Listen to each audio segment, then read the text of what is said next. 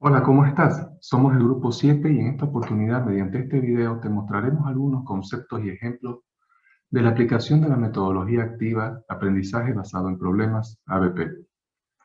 Podemos empezar caracterizando el aprendizaje basado en problemas como metodología de enseñanza-aprendizaje centrada en el estudiante, que se fundamenta en el paradigma constructivista que sitúa el aprendizaje como una experiencia de construcción interior, es decir, propone al estudiante tener un rol activo en la gestión de su aprendizaje a través del razonamiento y desarrollo de habilidades para la solución de problemas, logrando nuevos saberes, capacidades de retención y uso de conocimientos.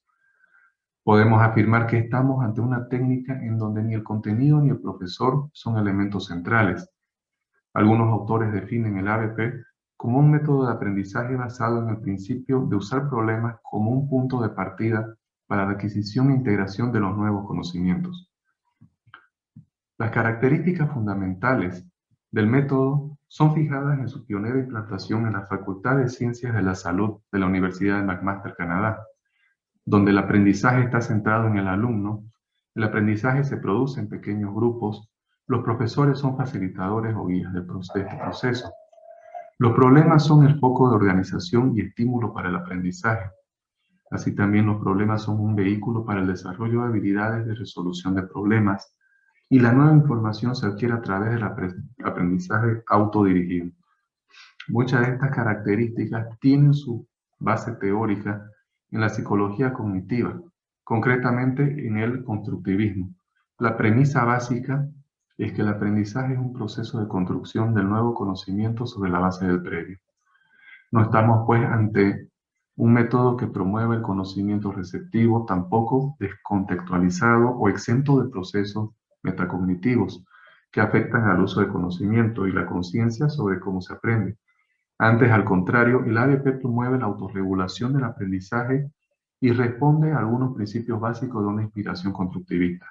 Se presenta entonces el ABP como un método que promueve un aprendizaje integrado, en el sentido de que aglutina el qué con el cómo y el para qué se aprende, de tal suerte que tan importante es el conocimiento como los procesos que se generan para su adquisición de forma significativa y funcional. El aspecto interactivo del aprendizaje que el ABP promueve es fundamental. En primer lugar, porque la estructura del método se construye sobre esta idea, ya que en el grupo se identifican las necesidades de aprendizaje, se localizan los recursos necesarios para dar respuesta al problema, se contrastan los argumentos, se informa de lo aprendido y se evalúa. La estructura misma del ABP está concebida para que el alumno desarrolle habilidades para analizar los problemas de manera metódica, para desempeñar con éxito las distintas funciones en el grupo y para llevar a cabo incluso las actividades de estudio individual. En segundo lugar, el ABP representa ganancias significativas en otras dimensiones del aprendizaje, como lo son la motivación para aprender, las habilidades para la comunicación, o efectivamente para aprender a trabajar con otras personas en un ambiente de trabajo cooperativo que es gestionado por el profesor. En todos los tiempos han existido pedagogos con ideas originales en torno al modo como la persona llega de la mejor manera posible a la adquisición de los saberes. Rousseau sostiene que no hay duda de que se adquieren nociones más claras y más exactas de las cosas que cada uno aprende por sí mismo, que las que reciben con las enseñanzas de otros, y además de no acostumbrar a su razón a someterse servilmente al criterio de autoridad. Por esos mismos años, otro gran pedagogo, Pestalozzi, en 1912, refuerza la misma idea al relatar la aplicación de su pensamiento. Él decía de que cada educador deja que los gérmenes existentes en cada uno de sus alumnos se desenvuelvan por sí mismos. Se limita a sugerir y a secundar su marcha, su proceso y su acción. Según Dewey, 1939, el maestro pierde la posición de dictador exterior y adopta la de guía de las actividades del grupo. Para este autor, el maestro es uno más del grupo con la tarea de contribuir a que cada uno construya su propia experiencia. Posteriormente, Cousinet en 1940 propone al mundo su método del trabajo libre por grupos, donde configura la actitud del enseñante que no debe ser la única fuente de información. sino que interviene únicamente para facilitar el tratamiento y la elaboración de la información recogida por cada grupo. El debate y la discusión grupal son vistos por Piaget como el elemento modelador de la capacidad de razonar, puesto que los intercambios y la colaboración en el seno del grupo constituyen una educación de la razón. Dewey decía, en la práctica educativa ofrece los datos, la materia que forman los problemas de la indagación. Estas prácticas educativas son también la prueba final del valor de las conclusiones de todas las investigaciones. Este es el camino aprendido por lo que se implica en el aprendizaje basado en problemas, conjugando la elaboración de saber pedagógico, renovación de la práctica y formación de los educadores. Entre 1960 y 1970, un grupo de educadores de la Universidad de McMaster, Canadá, del campo de la medicina, se plantean la necesidad de revisar tanto los contenidos de esta área como la forma de enseñarlos, con objeto de conseguir una mejor preparación para que sus alumnos pudieran satisfacer las demandas de la práctica profesional. También en Maastricht, Holanda, maestros y profesores acometen el reto de replantearse la enseñanza-aprendizaje. Aportando iniciativas que van en esa dirección, surge entonces el enfoque pedagógico del aprendizaje basado en problemas como contribución significativa, seria y eficaz, no solo para la formación de profesionales médicos, sino también a la de otros agentes que trabajan en la construcción de la sociedad. La nueva metodología tiene sus primeras aplicaciones en la Escuela de Medicina de la Universidad de Case Western Reserve de Nueva México, Estados Unidos, donde por primera vez hubo un programa académico con un currículo basado en ella. Como en aquellos años la información médica se había desbordado, lo mismo que las nuevas tecnologías, crecieron las demandas de la práctica profesional. En estas circunstancias, el perfil de los profesionales salidos de los centros no podía responder a los problemas emergentes. Se hacía necesario un cambio inmediato. Sobre esta base, la Facultad de Ciencias de la Salud de la Universidad de McMaster abre una nueva escuela de medicina con una propuesta educacional innovadora, que se amplía a lo largo de 3 años. La primera promoción de esta universidad se gradúa en 1972. Su plan curricular es reconocido hoy como aprendizaje basado en problemas.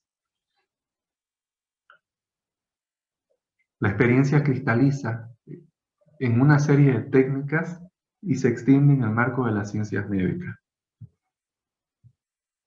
Ya en torno a 1980, muchas de las escuelas de la salud que mantenían estructuras convencionales en la docencia comienzan a desarrollar planes paralelos estructurados en base al ABP.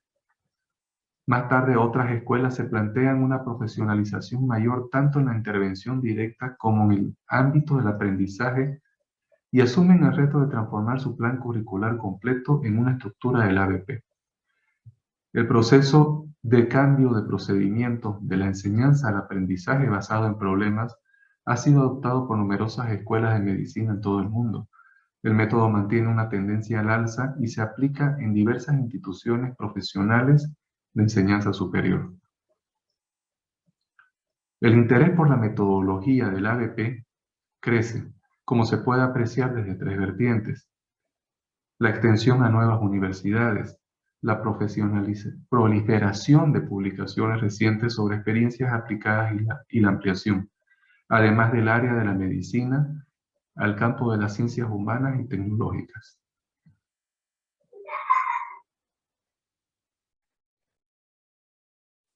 Fases del proceso de aprendizaje basado en problemas. Dentro del proceso, nosotros tenemos de que el aprendizaje basado en problemas inicia con la presentación de un problema, para el cual los alumnos tienen que encontrar una respuesta o una solución. Esto inicia movilizado el proceso hacia la identificación de las necesidades de aprendizaje que se tiene en el grupo, que suscita a la búsqueda de una respuesta adecuada. Se busca resolver el problema o, caso contrario, se identifican nuevos problemas.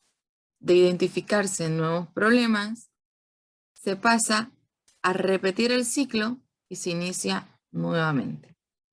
Como última fase, tenemos que se le da el resultado de la información. Aquí nosotros llegamos a la conclusión y se presenta cuáles fueron los resultados de las soluciones que nosotros tuvimos a este problema. También nosotros tenemos el proceso convencional de 7 pasos. Paso número 1, presentación del problema, escenario del problema. Aquí se lo sitúa a los estudiantes sobre el problema que se va a dar. Paso 2, la aclaración de terminología. Paso 3, la identificación de factores. Paso 4, generación de hipótesis. Paso 5, la identificación de lagunas de conocimiento. Paso 6, facilitación del proceso a la información necesaria. Y como paso 7 tenemos la resolución del problema o identificación de problemas nuevos. La aplicación del conocimiento a problemas nuevos. También tenemos el papel o el rol del estudiante en el aprendizaje basado en problemas. El estudiante debe analizar el problema, profundizar para estudiar las materias, distinguir entre lo importante y lo secundario, relacionar el conocimiento previo y establecer relaciones significativas con el nuevo conocimiento. Trazar un plan de estudio individual que les permita progresar y hacer aportaciones al debate en el grupo. Contrastar posiciones con los compañeros y con el profesor basándolas en argumentos sólidos. Así como también el estudiante debe verbalizar en público lo que han aprendido durante el proceso. También tenemos que se debe evaluar su progresión y resultados, tanto parciales y finales, dentro del análisis del problema. El rol o el papel del docente se basa en conocer los pasos necesarios para promover el aprendizaje basado en problemas, así como los roles que se juegan en la dinámica. Saber el tema y explicitar claramente los objetivos de la situación problema, los aprendizajes esperados y las capacidades y competencias a desarrollar. Denominar la técnica de trabajo grupal, así como también debe concebir al pequeño grupo de aprendizaje como un espacio efectivo para desarrollar la capacidad de pensamiento crítico. Aquí el docente tiene que ser una guía para el estudiante. Desempeñar el rol de tutor, realizando asesorías individuales cuando los estudiantes lo requieran.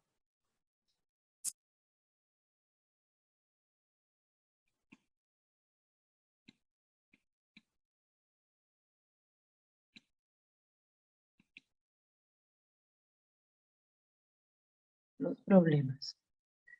El problema es el conjunto de sucesos preparados por el docente para iniciar el proceso de aprendizaje. Es el desafío que el grupo de estudiantes debe enfrentar para buscar la solución. Estos estudiantes se enfrentarán en la práctica y proporcionarán relevancia y motivación para el aprendizaje. El diseño del problema. El diseño del problema debe comprometer el interés de los alumnos y motivarlos a examinar de manera profunda los conceptos y objetivos que se quiere aprender. El contenido de los objetivos del curso debe ser y estar incorporado en el diseño de los problemas, conectando el conocimiento que ya se tiene con los nuevos conceptos de otros cursos y disciplinas. La cooperación de los integrantes del grupo es necesaria para poder abordar el problema de manera efectiva y eficiente. Las características. Las preguntas de inicio del problema deben tener algunas características, como por ejemplo, ser preguntas abiertas, es decir, que no se limiten a una sola respuesta concreta. Deben estar ligadas a un aprendizaje previo, es decir, dentro de un marco de conocimientos específicos. También Dentro de las características es que debe generar temas de controversia que despierten diversas opiniones. Los problemas deben estar ligados para motivar la búsqueda independiente de la información a través de todos los medios disponibles para el alumno y además generar discusión en el grupo. En este proceso, los alumnos aprenden a aprender, por lo tanto desarrollan la capacidad de aplicar el pensamiento sistémico para resolver las nuevas situaciones que se les presentan. El problema. El diseño del problema es el primer paso en el proceso del aprendizaje. El problema en sí mismo debe ser la semilla del interés y los estudiantes deben sentirse capaces de enfrentarse a lo desconocido y afrontarlo. Los tutores tienen un papel relevante en este proceso, ya que ellos eligen las situaciones problemáticas. También hacen una revisión de los currículos y los medios informativos. Tienen conversaciones con los miembros de las comunidades y con los colegas. Consideran las necesidades y las características de sus alumnos. Los tutores plantean problemas no estructurados. Son una sumatoria de semillas de interés, conceptos significativos y relación con el mundo real que da lugar a los componentes y a las potentes oportunidades de aprendizaje. Criterios para validar un problema. Para validar un problema se toma como válido los criterios cuando el problema funcionó como se esperaba. Se toma como válido un problema cuando llegan a la definición esperada del problema, cuando parece motivarles y tienen conocimiento propio. También se puede validar un problema cuando la discusión que se les lleva es adecuada en tiempo y extensión. También cuando son capaces de responder a la lluvia de ideas, conectarlas y organizarlas. El tutor. Las habilidades del tutor son actuar como guía de aprendizaje. El tutor hace preguntas en el momento adecuado, fomenta el análisis y síntesis de la información, diseña el currículum y conoce la realidad local y nacional. Orienta el aprendizaje hacia la resolución del problema. El tutor debe sentirse y comportarse como un miembro más del grupo, facilitando la dinámica y asegurándose de que los temas y objetivos queden claros para los alumnos, ayudando a enfocar los temas centrales de su discusión. El alumno, por otra parte, debe ser capaz de buscar la cooperación del grupo y compartir las fuentes de información. El alumno también debe comprometerse a trabajar en grupo y a retroalimentar el proceso. Debe tener tolerancia para enfrentar las situaciones confusas y desarrollarse intelectual e imaginativamente. El alumno debe identificar los mecanismos básicos para explicar lo más importante del problema. Los alumnos tienen la responsabilidad de participar activamente en las discusiones. El grupo debe estar dispuesto a dar y aceptar las críticas constructivas. Deben estudiar de manera independiente para poder contribuir a la fuerza grupal. De esta manera el grupo tiene la necesidad de información y requiere mucha información para entender el problema y también para abrir debates ante las problemáticas de los estudios. Dentro de las limitaciones del aprendizaje basado en problemas, tenemos que es una transición difícil. Se debe asumir responsabilidades y acciones no comunes en un ambiente de aprendizaje tradicional. También debe tener un alto compromiso de colaboración por parte de los estudiantes. Se necesita mucho tiempo los profesores y los alumnos para el logro de los aprendizajes. Es más costoso porque se necesita capacitación y asesoría de un tutor y también se renuncia al control total del proceso educativo. Aceptar que no todos los contenidos pueden darse en formato de aprendizaje basado en problemas. Tenemos también las ventajas del aprendizaje basado en problemas, que nos dice que el alumno aprende a tomar decisiones metodológicamente, también aumenta su motivación, permite la integración de conocimientos de distintas disciplinas. Los alumnos aprenden sobre su propio proceso de aprendizaje y evitan duplicidades. El alumno retiene más información y potencia la capacidad de adaptarse. El alumno adquiere conocimiento por comprensión y no por repetición.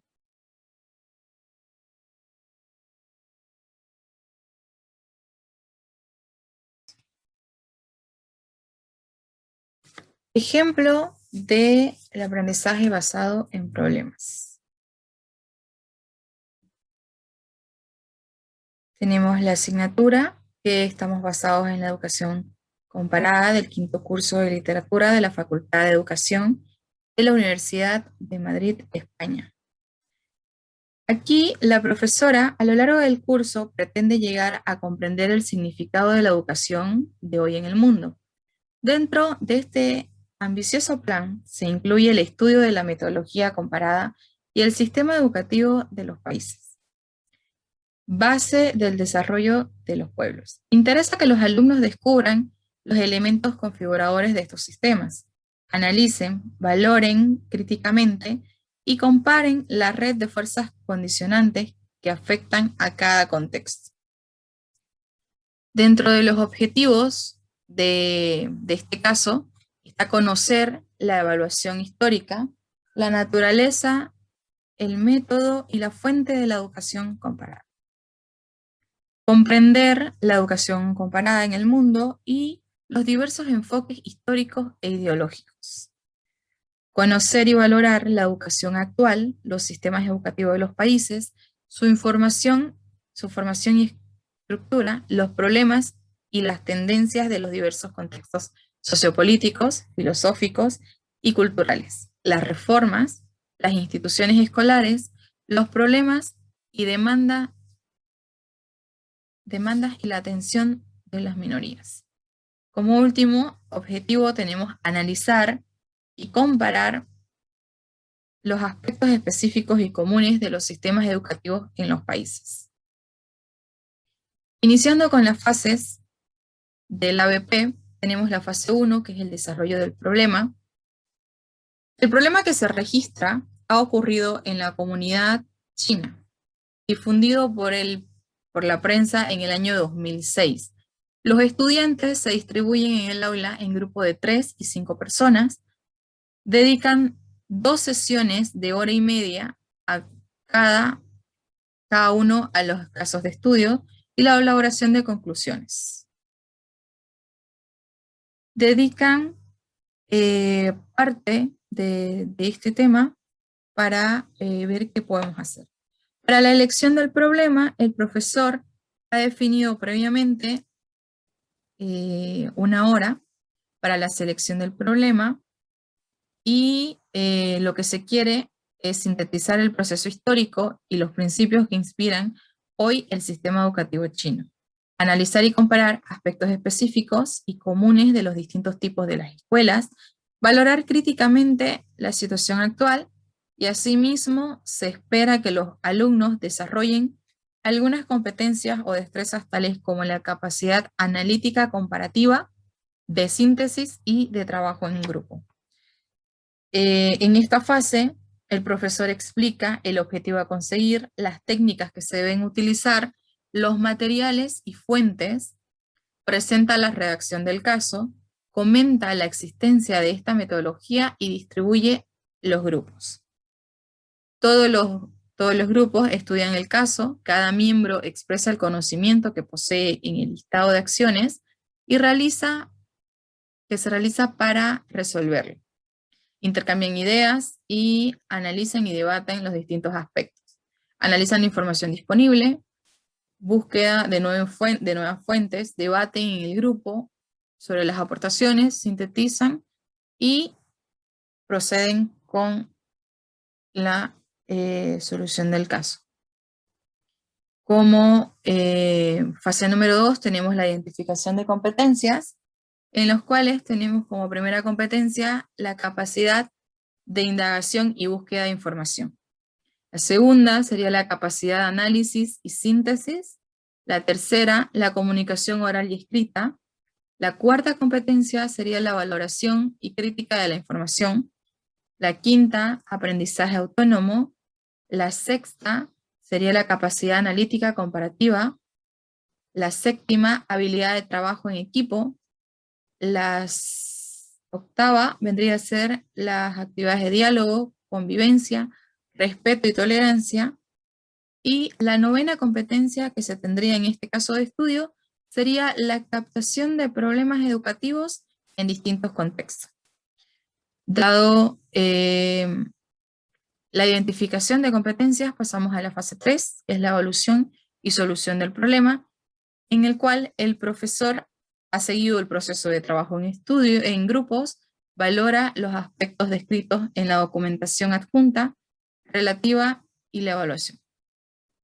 A través de la prueba en común del trabajo, moderada por el profesor, completa la evaluación continua. Cada grupo expone al resto de la clase sus conclusiones razonables al análisis, se evalúa el trabajo individual, grupal de los alumnos, el material apropiado, el memorizado sobre el tema, la expresión oral y escrita que se tuvo, la capacidad de síntesis y de relacionar, la creatividad, el grado de interés, el trabajo, el esfuerzo y la participación grupal. Dado con esta evaluación y con la presentación de las soluciones, nosotros pasamos a la fase número 4, donde se presenta el resultado de la información. Para presentar el resultado de la información, nosotros tenemos documentos que se facilitan a los grupos. Entre estos tenemos las notas sobre la metodología del ABP, el aprendizaje basado en problemas, el esquema del problema que se analizó, las fuentes bibliográficas, las fotocopias que se utilizó para poder analizar el tema, y tenemos la guía de los aspectos a evaluar, como las competencias que nosotros pusimos en la fase número 2, que se quería lograr con este caso de estudio.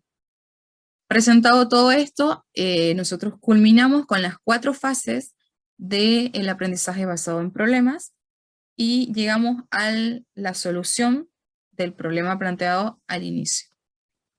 Como conclusión general, nosotros tenemos que el utilizar una metodología de aprendizaje basado en problemas aporta a una elevada satisfacción en los estudiantes de la resolución de problemas.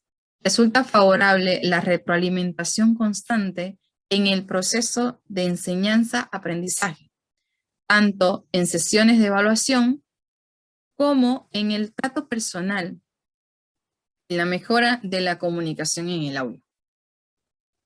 Eso sería todo. Muchas gracias.